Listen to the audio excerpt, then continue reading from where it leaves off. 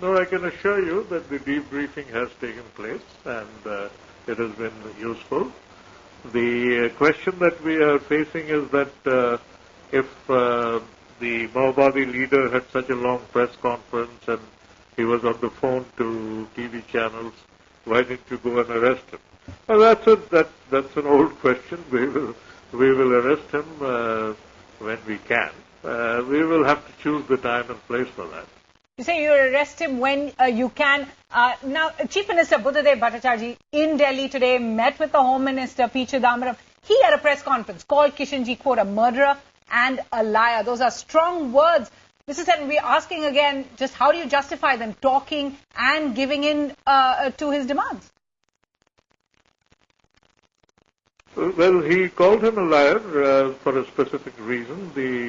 There was a claim by Kishanji that he has talked to our Chief Minister on the phone, and that was denied by the Chief Minister's Secretary. Kishanji repeated the claim that he has talked to the Chief Minister. That is the context in which CM called him a liar, and of course he is one of their top leaders, so there's no question of a long-standing dialogue with him. Right. It's only because of a particular situation had arisen, right. as I told you earlier, right. that the need to talk to him arose. Right. That doesn't mean that we are suspending our struggle. That doesn't mean that we are abandoning the right. operation at Lalgarh. The operation continues. Right. And such temporary setbacks, we have the strength to overcome that. Even so, it appears strange, Mr. Sen, that journalists appear to be having more access to the Maoist leader there, Kishanji, than the police forces do. But the question really, with respect to what we saw today, would you say the government needs to put a hostage policy in place?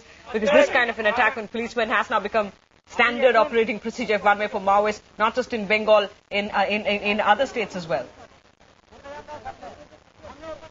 Well, the first thing that we have to do is to avoid getting into situations like that. And once it happens, then the state does tend to take a soft line. I mean, we have seen it in Kashmir, we have seen it in other states, we have seen it in Delhi. Mr. Sen, we're asking really because today you are willing to free protesters and activists in Ladgarh in exchange for the policemen. Many people would in fact agree with that decision to not oppose the bail plea against them. But how much more is the state really going to be willing to give? Would you release convicted criminals, convicted Maoists, if need be? The real question, coming back to what Smita was asking, do we really need a cogent hostage policy here? Yes, I get the point that you're making. I really doubt if a preset guideline or a policy can be set in these matters. One has to take each incident on its merits case by case. I don't think a blanket policy will help. Okay. All right.